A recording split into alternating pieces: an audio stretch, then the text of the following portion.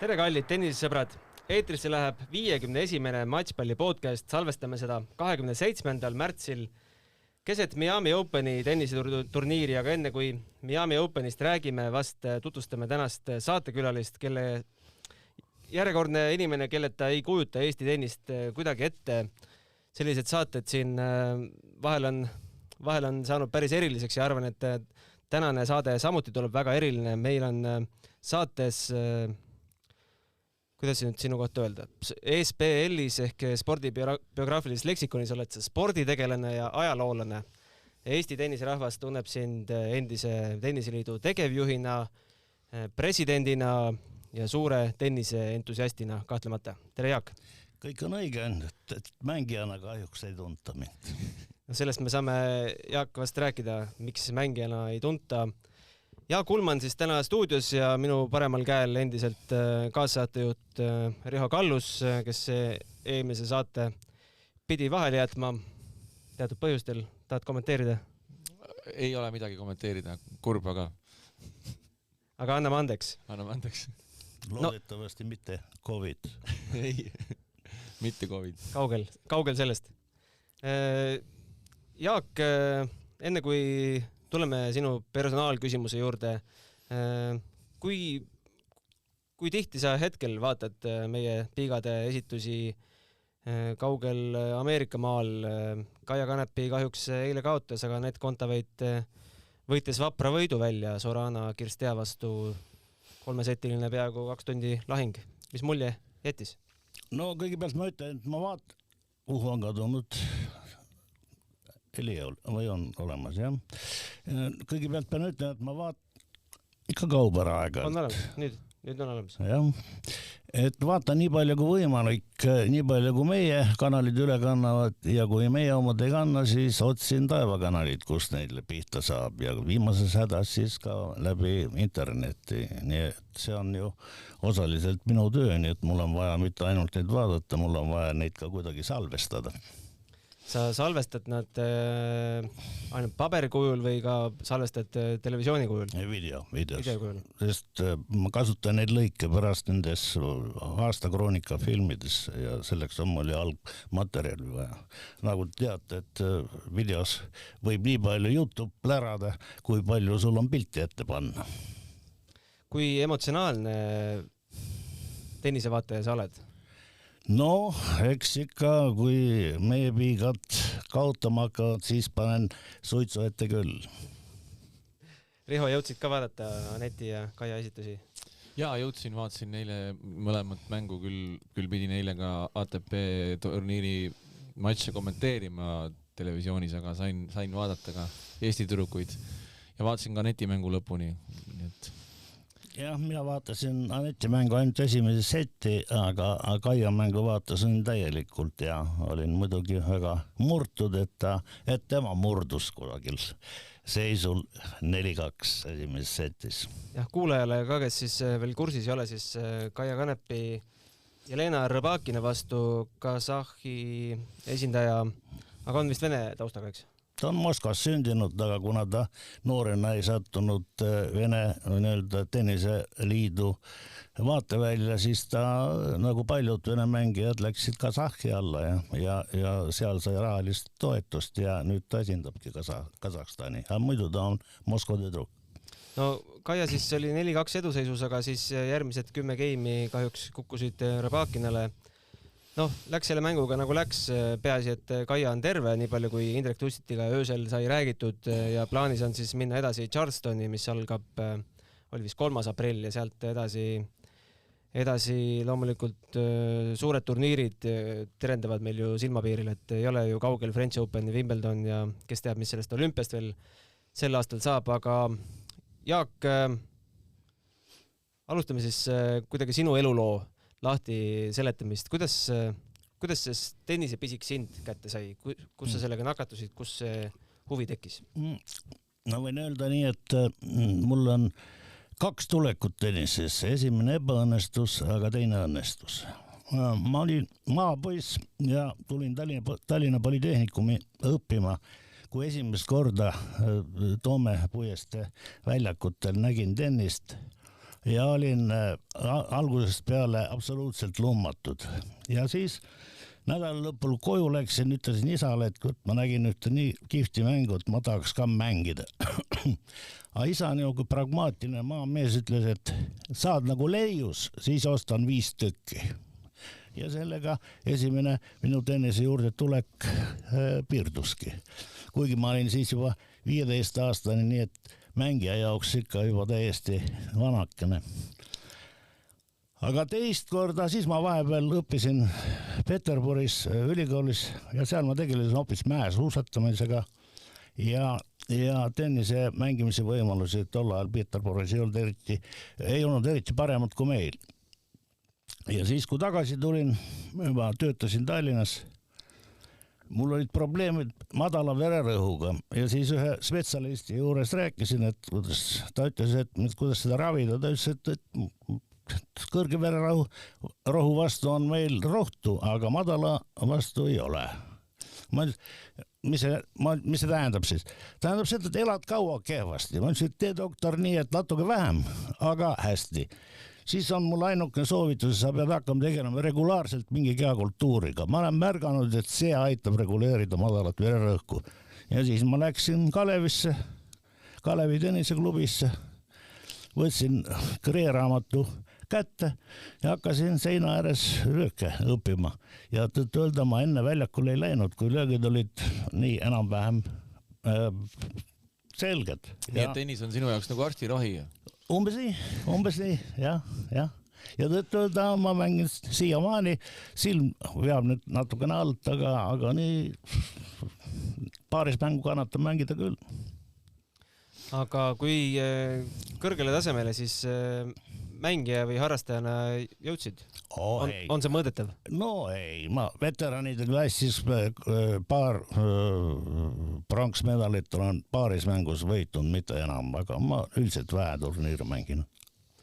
Aga juhtus siis, daatum on 89 aasta, juhtus siis nii, et te sattusid tennise juurde Tenniseliidu tegevjuhina. Enne seda olid tegutsenud Suusaföderatsiooni mäesuusatamiskomisjoni esimehena, mis Eesti mõistes kõlab päris pungilt. Asi oli selles, et kuna ma ise õppisin seal Peterburis päris korralikult suusatama ja siis kui mul sündis poeg, siis panin ta juba päris pisikese põnnina mäesuuska sõitma ja siis ta põrguline soovis minna üldse õppima Otepää-Tsikki, et päris professionaalselt, sest seal oli vähemalt Munamägi olemas, siin ei olnud sedagi. Ja siis kuidagi lastevanemate kaudu kuidagi niiviisi mind nagu valiti välja ja soovitati Arnold Kreenile asetäitjaks mäesuusalal ja siis ma seda mäesuusa asja pushisin ikka aastaid ja ma arvan, et meie poisid ja tüdrukud käisid ikka nendel nõndanimetatud noorte mängudel, ütleme nendele venelastele, grusiinlastele ja ukrainlastele, kellel suured mäed kodus, neile vastu ei saanud, aga nende kasahhid ja kirgiisidega nendega võistlesid küll. Ja mis ma sellest ajast veel mäletan, meie initsiatiivil me ehitasime välja seal Kuutsemäe keskuse, kui te teate, et on selline Otepää kõrval on veel teine mäesuusakeskus, seal olid veel suured puud peal, siis ma vedasin nädal lõpul Ikarusbussiga inimese Tallinnast sinna, tegime ühiskondlikus korras seda tööd seal ja kasutades oma tutvusi sõjaväe sidelastega. Nad andsid mulle isegi sapööri, kes laskis kännud ribadeks seal, et ei oleks vaja neid välja kiskuda. Ja siis me saime sinna 3-4 rajaga korraliku slalomi keskus, mis siiamaani toimub. Mis see aasta võis olla, kui see rajati? Usun, et see oli kusagil 80, 70 lõpul, 80 algul kusagil sinna kanti, ma usun. Aga kuidas siis tenniseametnikuks? Eks siis siis kui ma nii-öelda hakkasin enda tervise parandamiseks tennist mängima, siis ma hakkasin ka liikuma nendes tenniseringkondades laiemalt ringi ja noh, ma leian, et üks suur temp, millega ma veel hakkama sain, et ma ehitasin oma ettevõtte juurde, tol ajal ma töötasin Tallinna telefonivõrgu direktorina ja ehitasin endale täispuhutava tennishalli Kivimäele. Tähendab, see oli, ütleme, võiks öelda, et see oli selle Haapsalu Kekki halli kõrval, seal kus Kaia Kanepi õppis mängima, ainukene hall, kus ainult tennist mängiti, sest Kalevi hallis ja tehti igasuguseid spordialasid, Kadriorust lasti vibu ja mis seal tehti veel. Aga seal mängiti ainult tennist ja seal ei olnud mitte asfaltväljak, vaid seal oli selline materjal nagu regupool.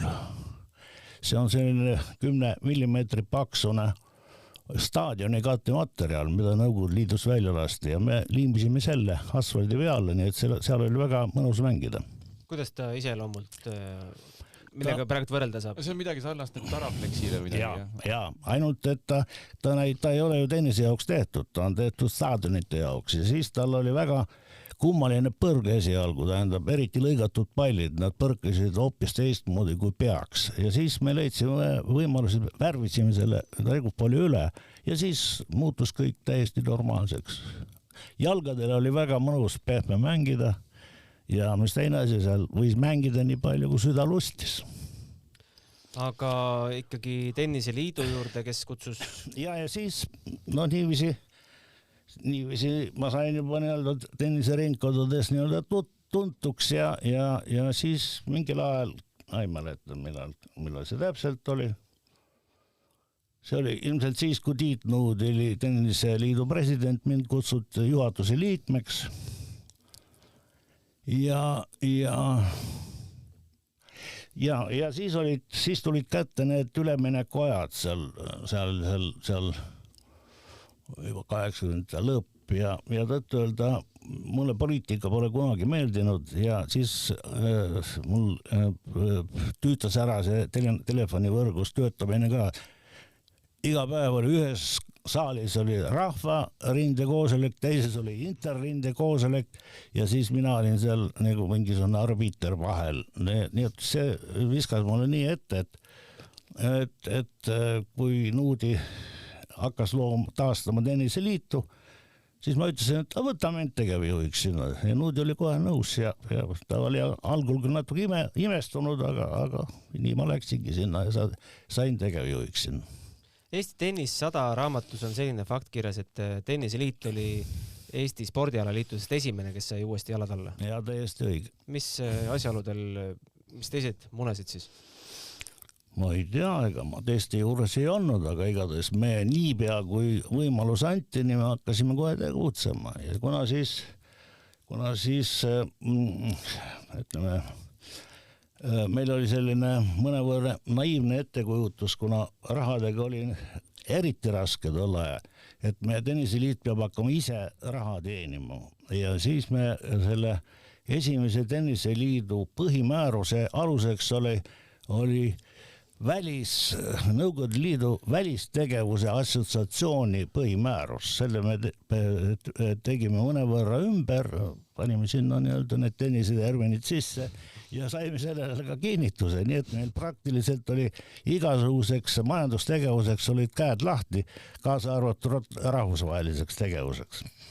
Milline see Eesti tennisemaastik tollal oli? Proovi kuidagi see pilt maalida nendele, kes tol ajal võib-olla isegi ei elanud mitte. No, kui ma seda maalin, sellest tuleb väga kurb pilt.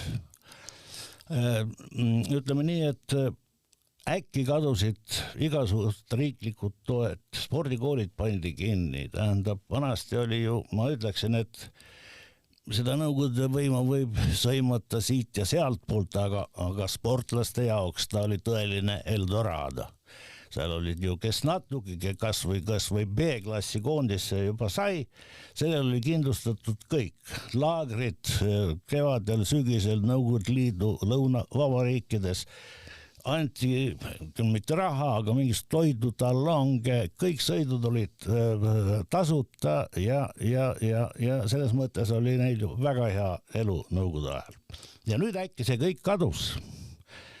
Treeningud. Päeva pealt või? Päeva pealt, kui tähendab mitte esimesel päeval, ma nüüd ei mäleta, mis aasta see täpselt toimus, kui spordikoolid kinni pandi, aga see oli päris 90 algul. No ja see oli muidugi suur löök, sellepärast, et lapse vanematele selgeks teha, et nüüd on kapitalism ja nüüd tuleb hakata laste treeningute eest maksma. See oli esialgu võttis palju aega, et see inimestele jõudis. Ja teine asi on see, et kui lapsedki said trenni, siis polnud enam treenerid. Treenerid pagesid kõik nagu rotid upuvalt laevalt. Kes Rootsi, kes Saksamaale, kes Soome. Ükskord me lõime kokku, et üle 25 inimese töötas üheaegselt välismaal meie treenerid. Ainult tennisetreenist? Ainult tennisetreenerites.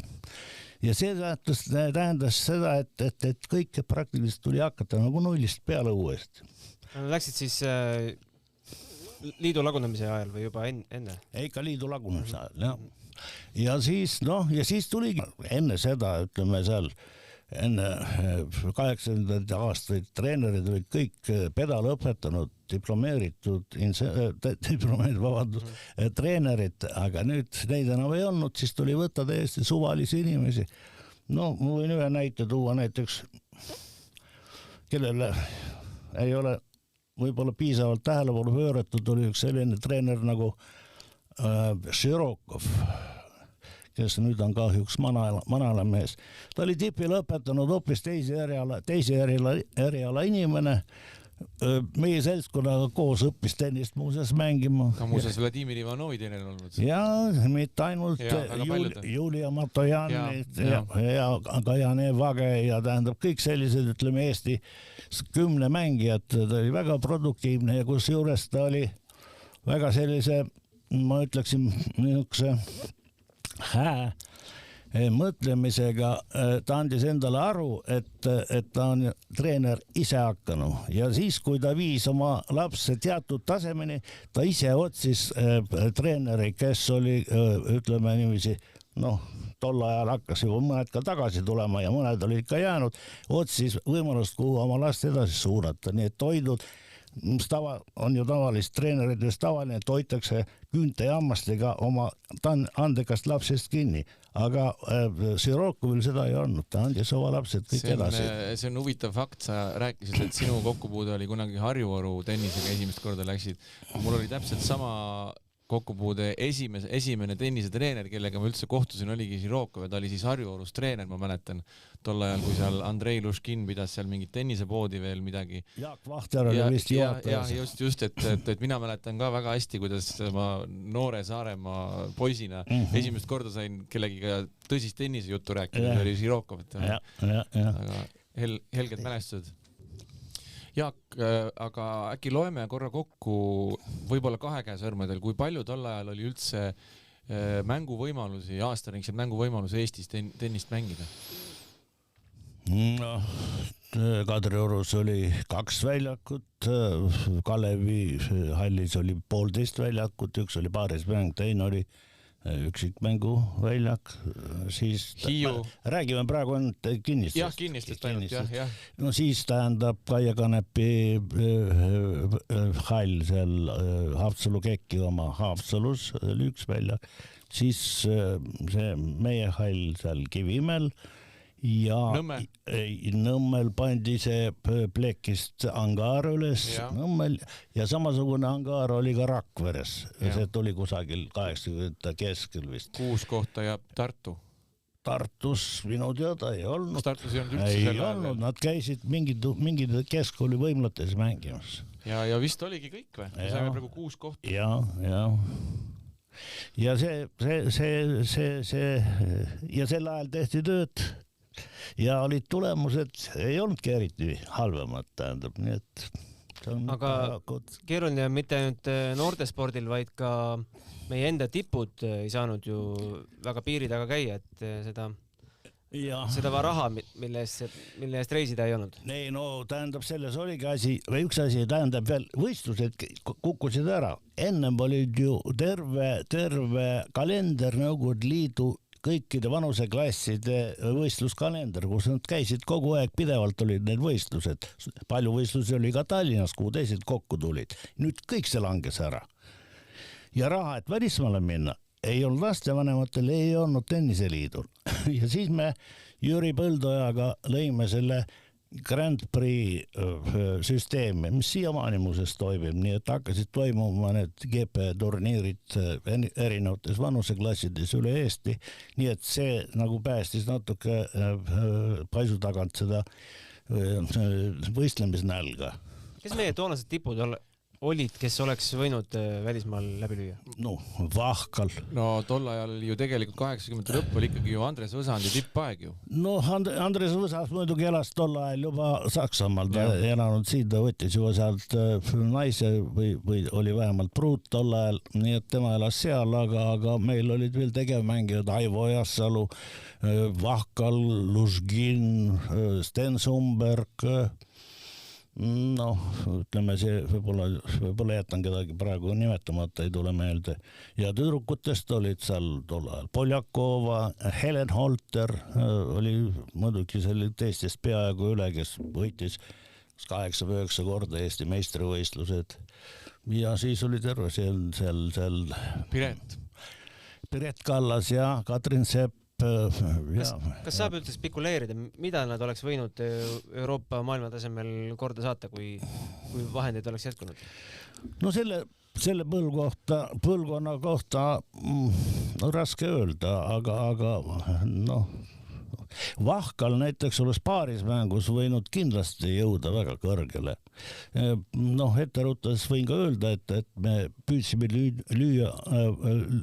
luua sellise projekti spetsiaalselt Vahkali kaudu.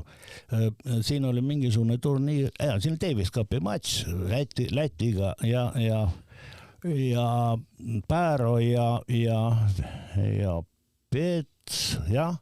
Pääru ja Peets on sellised tennise nii-öelda funktsionäärid, tol ajal kuulusid tenniseliidu juhatusse ja rääkisime Zeldega, lätlasega, kes oli samuti päris korralik paarismängu, et hakake Vahkaliga koos paari mängima, sest Zelde oli ka, ta ei olnud eriti heade tehniliste, füüsiliste võimetega, lühikest kasvu, aga paarismängu mängis väga hästi.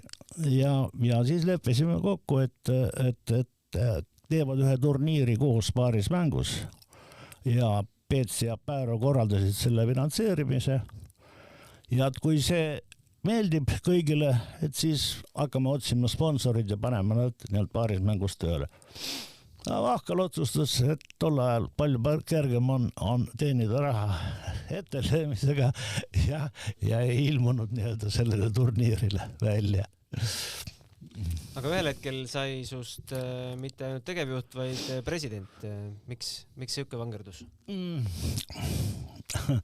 No juba näitasin ennast selle tegevjuhina, et ma suudan midagi siis korda saata. Ma võin paari sõnaga räägida, mis me seal veel tegime, sest tol ajal, kuna raha üldse ei olnud, tähendab, siis oli vaja kuidagi moodi hakata raha teenima. Ja siis ma andsin muidugi endale aru, et tenniseliit ei ole tulutoov organisatsioon, et see ei ole tema õige tegevus, ta ei peaks sellega tegelema, aga et muud võimalust ei ole, siis tuleb tegeleda. Aga siiski, et enda juurde hakata nüüd mingisugust töölise tööle võtma ja see allüksusi looma, selle peale ma siiski ei läinud. Ma leidsin sellised mehed, kes olid huvitatud sellisest ettevõtlusest ja kellel oli kasulik töötada kellegi katuse all, antud juhul siis tenniseliidu egiidi all. Ja need brigaadid, üks tegeles väga eksootiliste asjadega. Ta ise oli tuuker elukutselt kunagi olnud ja ta püüdis Valges meres merekarpe ja tõi neid siia ja siis tal oli niisugune brigaad, kes nendest vormistas igasuguseid naiste iluasju.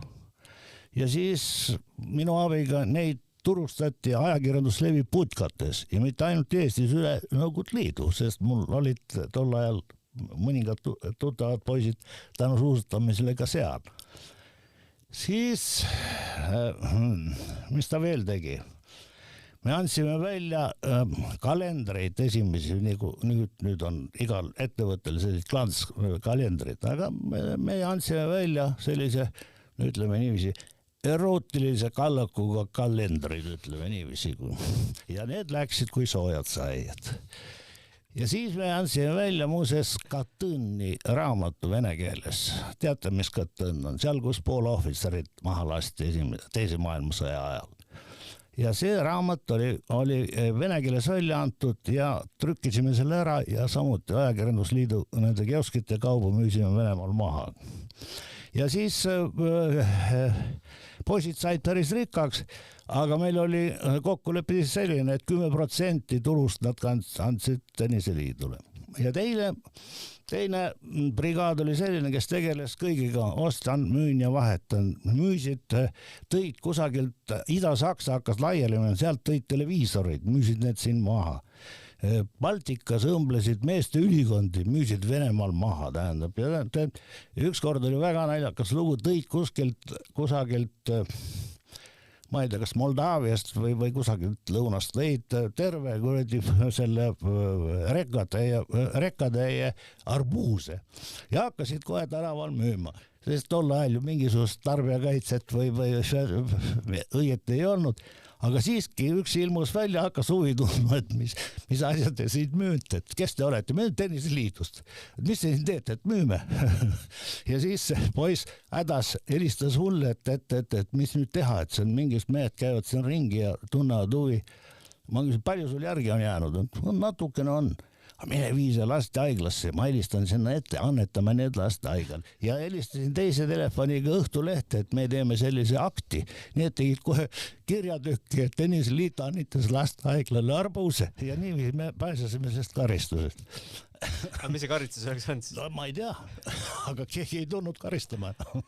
Ühesõnaga, siis toimus selline peen sponsorlus, võib nagu nimetada?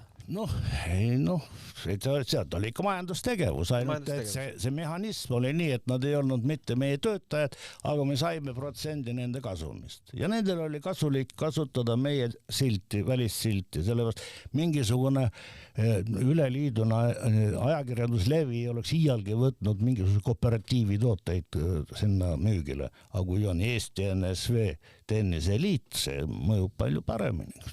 Ma lugesin, et selles Eesti Tennis 100 raamatus on kirjas, et asutasite erinevaid allüksusi, aga ma ei kujutanud ette, et seal selline lugu taga on. See oli just selline, jah. Aga ühesõnaga 8 aastat olite Eesti Tenniseliidu president. Oli see amet, mida te ainult tegite või olite samal ajal ka seal Eesti Telefonis edasi või? Ei, muidugi tol ajal ikka presidendid olid kõik kusagil tööl. Aga siis, kui ma läksin, tähendab, toimus juba, loodi esimene Eesti enda valitsus ja sideministriks määrati minu, ütleme niiviisi, kolleeg sideministeeriumi ajast Toomas Sõmera, ta kutsus mind oma asetäitjaks. No ja muidugi ma päeva 2 mõtlesin ja läksin ja siis sideministri asetäitjana ei saa enam muidugi Tenniseliitu tegevjuhina arbuusi müümisel juhendada ja siis ma läksin sealt ära aga siis tennise inimesed hakkasid mulle peale käima, et Nuudi oli just läinud Eesti Spordikeskliidu presidendiks või esimeheks, kuidas ta tol ajal juhatati ja oli vaja uut presidenti ja siis nad palusid, et ma tuleksin presidendiks, nii et mingit valimiseelset kihutustööd mul teha ei olnud vaja, sellepärast et lihtsalt soovijaid ei olnud. Ja siis samal just, et olite Eesti Telefoni direktor. Tol ajal ma olin veel sideministri esimene asetäitja ja siis pärast loodi Telekom, siis olin Telekomi asetäitja ja siis tuli alles Eesti Telefon, kus ma töötasin direktorina, aga kogu see 8 aastat ma olin ja nii-öelda sidemehe kõrval ja tänu sellele tänu sellele tulid ka esimesed sponsorlepingud üldse tulid just sellest valdkonnast, ma tean, et EMT ja Ericsson Ericsson ja EMT olid esimesed, kes meile nii-öelda abikäe ulatasid ja kellega me lepingu sõlmisime, jah. No ja nüüd tänapäeval on ju tennis elabki sponsorite najal võib päris nii-öelda küll. No muidugi, aga riigi toetus on minimaalne. Aga kas see statistika ja ajaloo huvi, kõik see, kas see käis kuidagi käsikäes või see oli üleminek millestki? Ei, see oli täiesti juhuslikult. No, ütleme nii, et mul kirjutada on alati meeldinud, sest kunagi nooruses mul oli isegi dilemma, kas peale politehnikumi minna ülikooli sidet õppima või minna Tartus ajakirjanikuks õppima ja kaua kahtlesin ja küsisin isalt, isa nagu pragmaatiline mees, kuigi mu tennisekarjääri rikkus ära koos Leiusega, aga küsin, mis tema arvab. Isa ütles selle peale, et minu rehkenduste järgi sa oled juba 2 korda rohkem koolis käinud kui mina, nii et mina ei ole sulle mingi nõuandja, aga kui sa just minu poole pöördusid, siis ütles, selle riigikorra juures peab õppima tehnikat. No ja nii ma tegin. Jaak, aga räägi korra, sul on kindlasti meeles esimene rahvusvaheline võistlus, mis Eestisse tuli ja kuidas selle korraldamine välja nägi? Küsib üks turniiri korraldaja teise käest. See oli ja me tegime esimese ITF turniiri. Mis aasta see võis olla? 90, kujutan ette, kas 4 või 3 või niiviisi. Satelliitturniir oli siis veel? Satelliitturniir ja muidugi raha meil selle jaoks ei olnud ja siis tähendab esimese turniiri auhinna raha andis ITF täielikult oma poolt. Meie õlgadele jäi ainult korralduspool, siis tähendab kohtunikud, sellised asjad, aga kogu auhinnafond tuli ITF-i poolt. Siis pärast tuli turniir Pärnus, siis mingil ajal nad hakkasid ainult poole rahast, auhinnarahast meile kandma ja siis üks hetk ütles, et nüüd te peate ise poisid hakkama saama. Aga kas sellel 94. aasta turniiril juba eestlastel ka oli asja kõrgemale? Ei olnud? Ei. Kes need esikohad võtsid siin? Ma ei mäleta. Ma mäletan, et Magnus Norman käis mängis satelliitturniire. Oli, Magnus Norman. Kuulus treener ju, Sten Wawrinka treener. Ja, Magnus Norman osales, jah. Kas huvi eestlaste publiku huvi tennise vastu, nõukogude ajal oli see väga suur, et kas see säilis ka 90? Ei. Kuhu segadus siis? Ma ei tea, tähendab, nii palju muid asju tuli juurde, võimalusi, tähendab, kas või televiisor, mida ütleme nõukogude 60-ndatel õieti veel tuli alles, eks ole, aga üks kanal saab midagi vaadata. Sellist huvi, et kogu Harjuoru staadioni tribüün on täiesti täis ja kogu Harjumäe nõlv oli rahvast täis, sellist asja. Et see peab paika, et televisioon tapab kohaliku spordihuvi? Ma usun küll. Et see debatt on tegelikult meil korvpallis, jalgpallis ka üleval. Ma usun küll. Mugav on ju kodus vaadata milleks. Mina sellest aru ei saa, ma oleks iga kell väljaku ääres karjumas, kui vähegi võimalik oleks. Vaatan neid tühjade tribüünidega turniire ja kogu see emotsioon on kadunud. Ja seda on kurb vaadata. See on väga kurb, jah. Ja nii ta on. Ei ole midagi ägedamat kui Fed Cupil või Davis Cupil kaasa elada. Ja ma ütlen, et vaat need 60 aastate tähendab tenniseturniirid, mis siin Tallinnas toimusid, need olid alati täismajaga, rahvas oli hullumas. Aga spordi juhtimise juurde sa jäid ju veel päris kauaks. On dokumenteeritud, et kuni 2008 isegi olid veel EOK esindajate kogu liige. No see oli nagu, kuigi sinna olümpiakomitee, ütleme tennise liidu esindajana võib ükskõik milline inimene olla, aga reeglina on ikka nii, et saadetakse president sinna. Ja kuna Nõudi läks tenniseliidu presidendiks, ennem keskliidu esimeheks, pärast presidendiks ja mina sain presidendiks, siis ma sattusin praktiliselt automaatselt sinna või selle olümpiakomitee esindaja kogu liige ja aastat 4, ma arvan, ma olin, või 2, olin ka täitsakomitee liige, siis kui Nõudi oli president. Mäletad mingeid kaalukaid otsuseid ka, mis sinu seal viibimise aja jooksul on Eesti spordialas vastu võetud?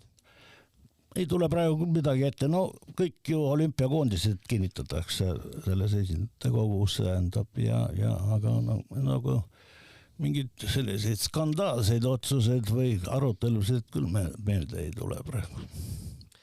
Aga ikkagi tänapäeval kõik tennisesõbrad, kes vähegi on käinud mõnel Eesti meistrivõistlusel või karikavõistlusel, siis teavad sind ikkagi statistiku ja videograafina.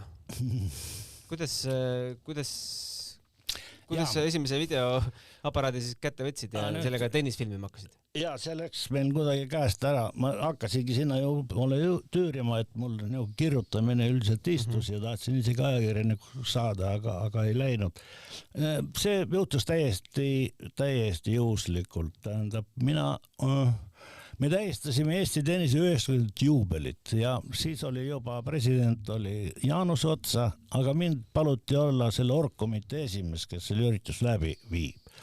Ja siis tähendab, me tahtsime kutsuda meie 60-ndate tähtede Leiuse ja Tiiu Parmase vastu mängima tolleaegselt nooruspõlve konkurendid Dmitrieva ja Alik Metreveli.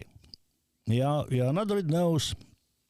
Viimasel hetkel küll Dmitrieva, ta oli tol ajal NTV tennis peatoimetaja. Oli selline Vene tennisekanal. Viimane hetk helistas, et anna andeks, ma ei saa tulla, et mingisugused kiired asjad tulid vahele, aga Tarpišev ja Metreveli tulevad. Aga mul oleks palve, et äkki saaks filmida seda ja ma näitan pärast selles NTV, selles oma kanalis seda matši. Ja siis ma kutsusin ühe professionaalse operaatori, kes võttis selle üles selle matši. Mis aasta oli?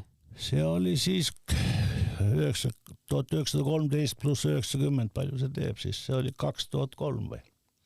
Kadriorus 2003. Mäletan, käisin vaatamas. Ja siis, kui see üritus oli juba läbi, siis me selle operaatoriga vaatasime seda filmi ja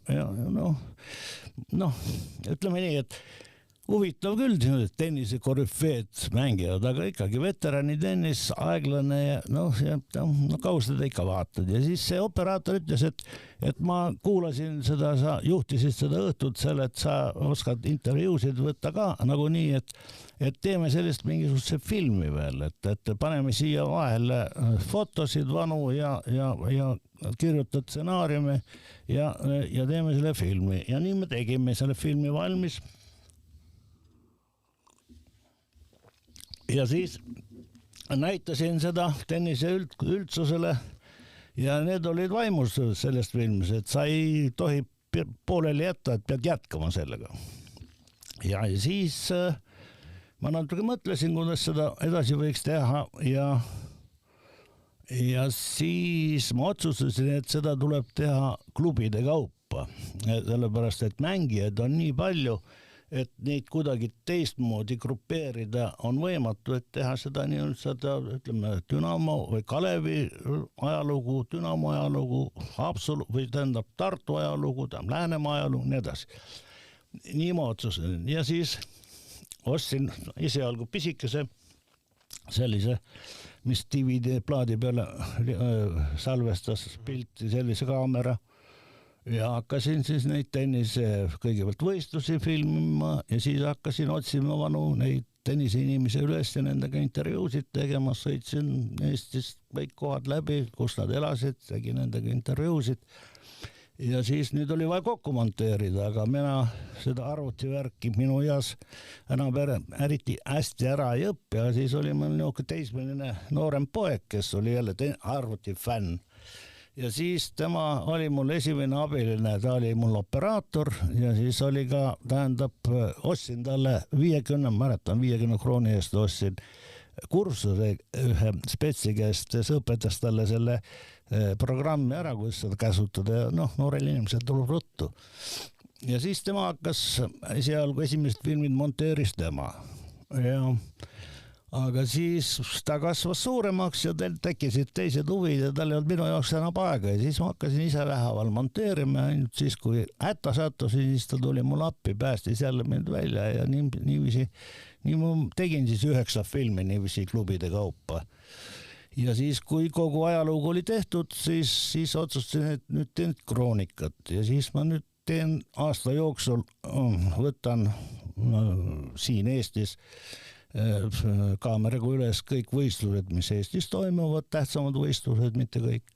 Ja siis otsin kanalitesse, televisioonikanalites, kus meie piigad ja poisid mängivad, kus vähegi võimalik on ja aasta lõpus panen siis sellise kroonikafilmi kuskil 1.5, et antud aasta tennise kroonika. Kus need kroonikad hetkel on, need tavainimesele ka kättesaadavad, vaadatavad? See ei ole minu, ma annan, et kui töö saab tehtud, annan Tenniseliidule üle.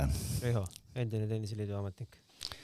Minu teada nad ei ole kuskil avalikult üleval, kogu see materjal on Tenniseliidu käes küll, aga neid kuskil avalikult vist vaadata ei saa, et see on väga õigustatud küsimus, et neid võiks ju olla. Ja.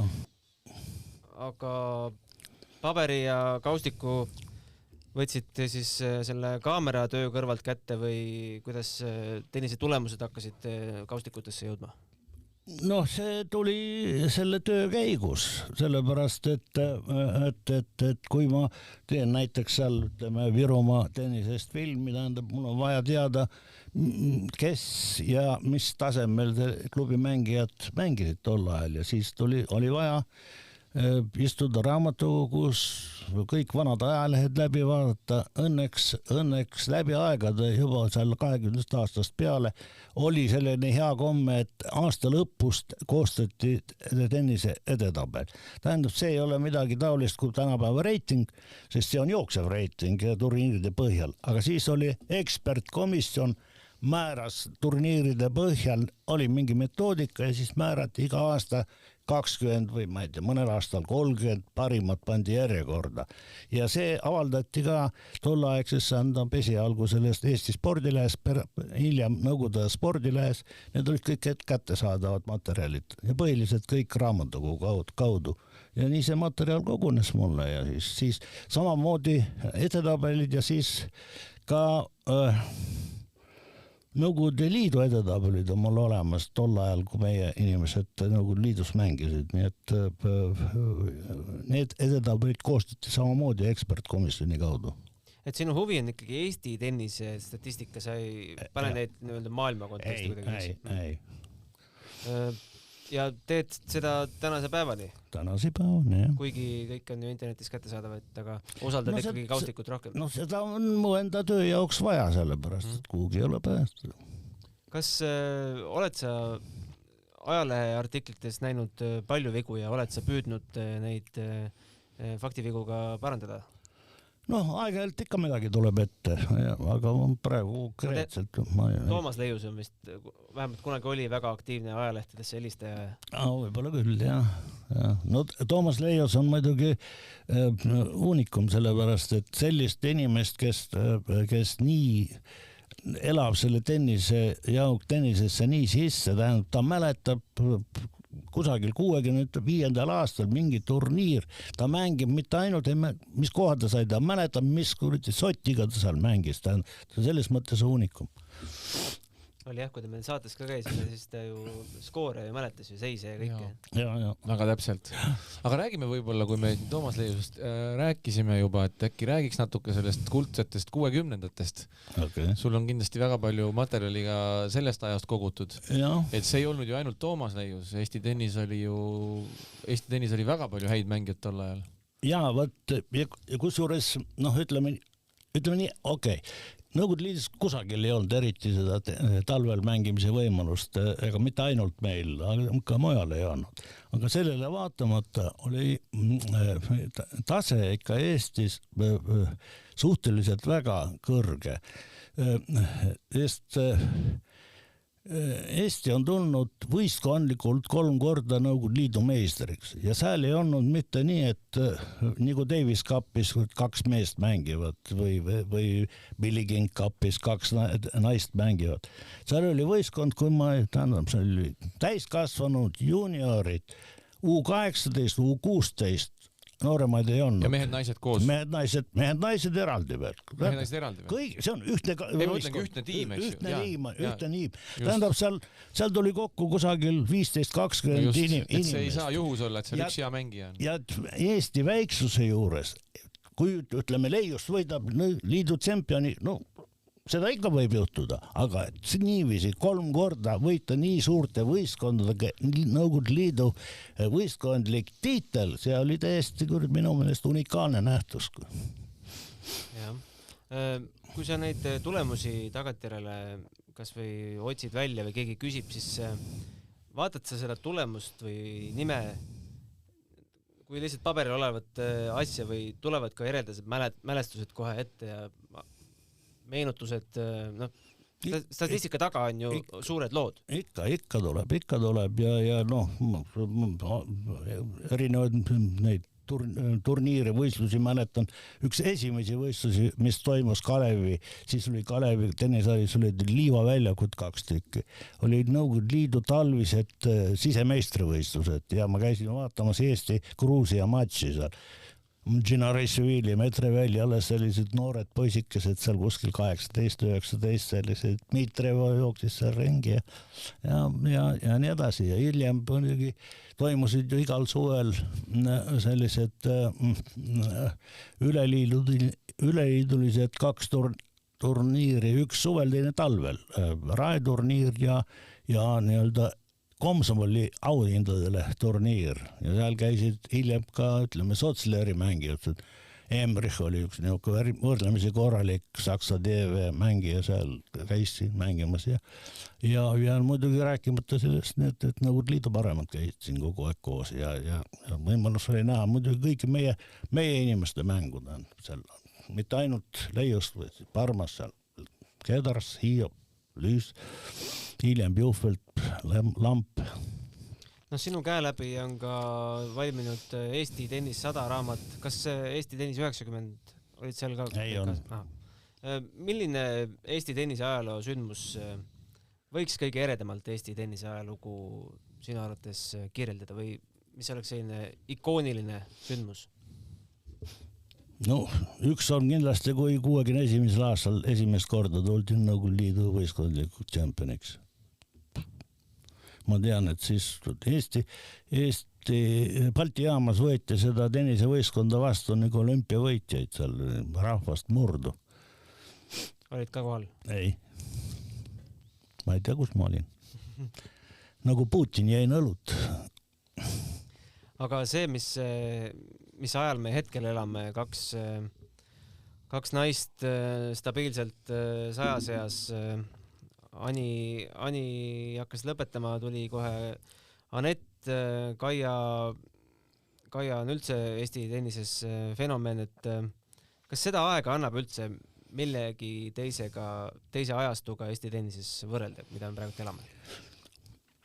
No, varem küll niisugused, tähendab, ajad olid teised. Ajad on raske võrrelda, tähendab, ma olen kindel, et tähendab Tiiu Neiland ja Tiiu Parmas ja võib-olla ka Maria Aimre Kull, kui nad oleks saanud vabalt valida turniire ja reisida turniire nii palju, kui nad tahtsid, siis ma kujutan, et kõik 3 oleks võinud omal ajal olla minu meelest 100 hulgas. No ma võin eksida, ma ei ole ekspert, aga sisetunne ütleb seda. Ja nii oli ka meestest, Leius ma kujutan ette, et oleks võinud olla kusagil 30 seas, seal Parmas, Lamp, Juhvelt, mõned veel kusagil kindlasti 100 seas, ma usun. Aga tänapäeva tennises on, eriti meeste osas on konkurents niivõrd tugev, et kunagi me rääkisime treener Neppiga, et sellises kohe, et hea oleks, kui mina ütlesin, et hea oleks, kui Eesti Davis Cupis pidevalt püsiks teises grupis. Et Neppi, kes on tuntud pessimist, ütles, et see on võimatu. tänapäeva tennises, see on võimatu. No esialgu nad kõikusid kogu aeg, teine, kolmas, neljas, jälle kolmas, teine. Aga nüüd ma pean ütlema, et viimased, ma ei tea juba mitu aastat oleme pidevalt teises grupis ja see näitab, et ka meeste osas on ikkagi selline, ütleme, baastase saavutatud. Aga meestes on muidugi konkurents on niivõrd tihe, et minu isiklik jälle sisetunne ütleb, et kui Eestist on, Eesti meesmängijas on top 100, see on üks kord 20 aasta jooksul. Nii ajaloos oligi, no Leius oli, Vaktot oli 100 hulgas, Võsand oli 100 hulgas 20 aastat hiljem, Piasop oli 100 hulgas 20 aastat hiljem. No tahaks uskuda, et me ei peaks enam 20 aastat oodata, et keegi äkki suudab sinna pääseda, aga meeste seas on see väga raske. Ja minu arust on eriti raske on seda teha väikesest riigist, vaadates seda kogu seda süsteemi, et ikkagi väga suur abi on suurtel riikidel läbi selle, et noored mängijad saavad suurtel turniiridel peale, et kui sa oled heas vormis, sul on see võimalus. Eesti mängijal seda võimalust ei ole ja ta peab ikkagi mängima ja pusima ennast seal Futures turniiridel üles, mis on ikka väga keeruline ja raske. Ma ei kujuta, ja tähendab, ta võib sadu kümneid turniire mängida, neid ära võita ja siis, kui sa oled prantslane ja sulle antakse üks kord wildcard seal Roland Garros ja sulle õnnestub üks ring võita, see tõmbab meie 10-20 turniiri kohe maha. Nii on. Aga tänapäeva noorte tennist ka kirja panete? No nii palju, kõigil on piir, tähendab, aga tähendab, ma kajastan noorte meistrivõistlusi, need filmin iga aastal ära ja selles mõttes tähendab, selles kroonikafilmis on sellest päris korralik veerandfinaalist alates ära märgitud, kes on mida teinud. Aga siis statistikat, ainult Eesti meistrivõistluste kohta noorte tennise statistikat kogun. Seal kaamera taga olles kindlasti sa ju vaatad ka mängu kui sellist, kellele tänapäeva noortest su silm on peale jäänud, kellele võiks ennustada suurt tulevikku?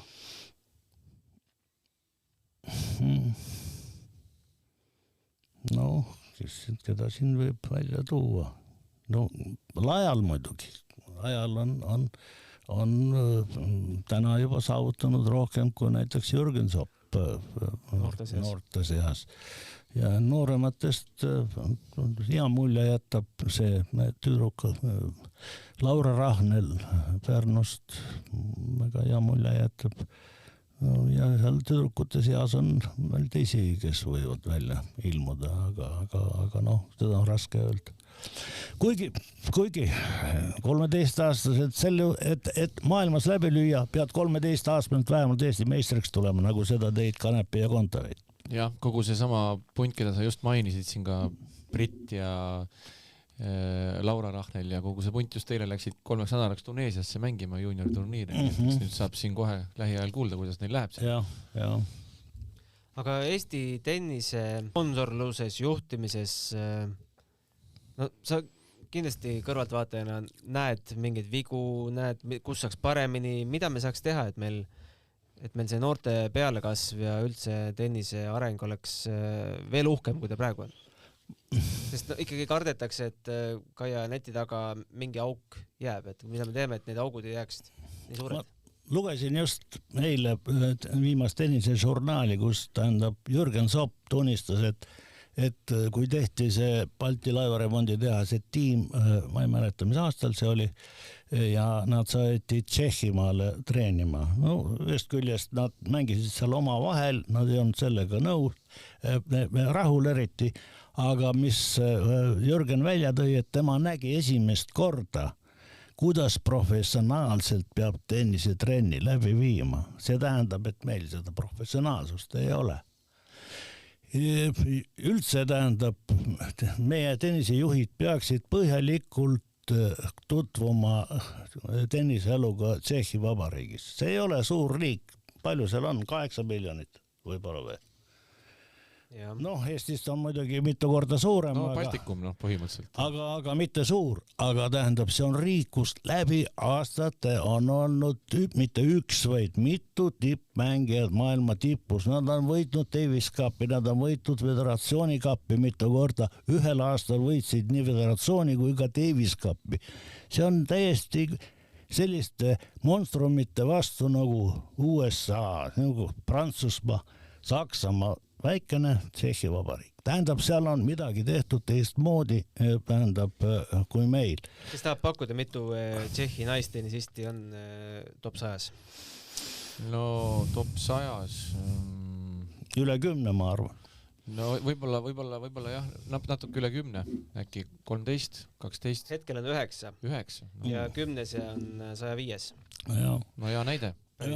See on praktiliselt, see on täiesti võrdväärne, kui pannaks siia kõrvale täpselt need samad riigid, Prantsusmaa, Saksamaa, Inglismaa, ma usun, et midagi sarnast, sest et ma olen ka päris palju vaadanud neid, ütleme seal täna praegu meeste tennisest tuleb Itaalia kõvasti, Prantsusmaa on alati seal maailma tipp, et seal on ka niisugune suurusjärk 10 mängijat on top 100. Nii et seal on midagi teisiti. Kui ma olin veel president, siis mul oli oma ametialane komandeering Prahasse. Ja siis ma helistasin Jan Kodešile, kes oli sel ajal tennisliidu president Tšehhil ja palusin temalt audientsi. Ja tal ei olnud palju aega, hotelli lobis me jäime kanna õlut ja siis me tähendab natuke vestlesin nii palju, kui tal aega oli ja kõigepealt see oli see 90 algul oli samasugune protsess neil kui meil, erastamine. Mismoodi Tšehhis toimub? Tšehhis võeti kõik need tenniserajatised, mis olid hallid ja staadionid, need mingit juttu ei olnud, et keegi neid saab erastada, need kõik anti tenniseliidule ja tenniseliit otsustas, kas ta andis klubile, jättis selle endale või siis veel andis mingisugune, ma ei tea, erakätesse, aga tenniseliit otsustas seda. Aga meil otsustati kusagil ära, siis nii Dünamo kui Kalev tenniseliit jäi praktiliselt täitsa tühjade pihudega ja ma püüdsin seal veel viimaseid kuid, mis ma seal olen, püüdsin seal käia mööda neid võimukoridorid, öeldi lihtsalt, seadus on selline, mitte midagi teha ei saa. Ja teine asi on, et ma usun ka treeningtöö on seal hoopis teistel alustel üles pandud.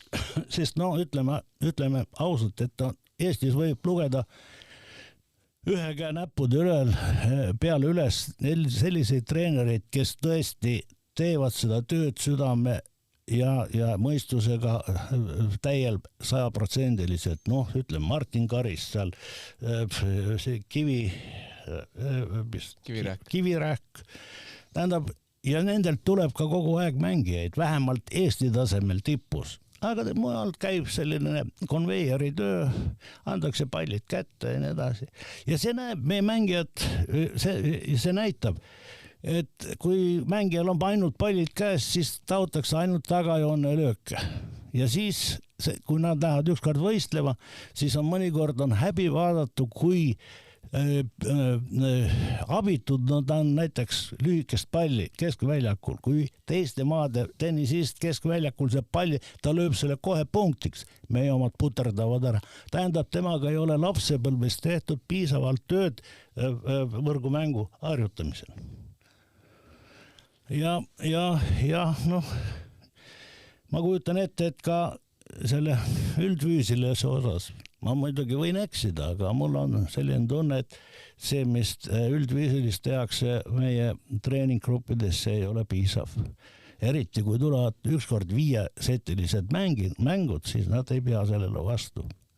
Kogu maailma tennis meestest kui naistest läheb ju järjest füüsilisemaks. Ja atleetlikumaks, jah. Jah, siin on alati väga hea näide see, mis on Kaia Kanepiga juhtunud viimased aastad, et alati tahaks kiita Indrekut, et Kaia fantastilises füüsilises vormis. Minu meelest ta ei ole noorena ka liikunud nii hästi ja nii heas füüsilises vormis, kui ta täna on. Mis see tähendab tenniseväljakul ja missugused võimalused see mängijale loob? Kuigi paljud treenerid väidavad, et kui inimesel looduse pealt on kiirust antud, siis on, kui ei ole, seda ei anna suurt arendada. Aga ikka saab, kuigi palju ikka saab. minu meelest Kaia tõesti praegu liigub palju paremini kui mõned aastad varem. Nii ta on, aga me võiksime vast siia jääda tennise teemadel arutlema veel pikalt, aga saade, nagu ma tihtipeale, kui meil see jutt hakkab jooksma, siis ma pean kuidagi piinlikult selle saate ära lõpetama, et me peame paraku kuskile selle piiri tõmbama, sest inimestel, kes kuulavad, on ka mingid võimed ja mingid piirid nendel võimetel, et suur aitäh, Jaak Ullmann, meile siia stuudiosse tulemast. Ma soovin, et need videofilmid ükskord kuidagi jõuaks kas või mingisse muuseumis, kõik see statistika, mida sa oled teinud, et see ei läheks raisku. Kas Eesti tennise raamatuid on plaanis veel teha või mis daatumit me järgmisena ootame? Tuli 95 oli raamat ja 100 oli 100 raamat. Oli, enne 10 vaevalt. 200 tuleb. 200? Kes selle raamat ei tea. Igatahes suur aitäh ja 100 puhul sai ju veel film tehtud Peeter Simmiga koos, see hukkus päris hästi vist välja. Ja, ootame järgmisi filme. Tänan. Aitäh. Aitäh.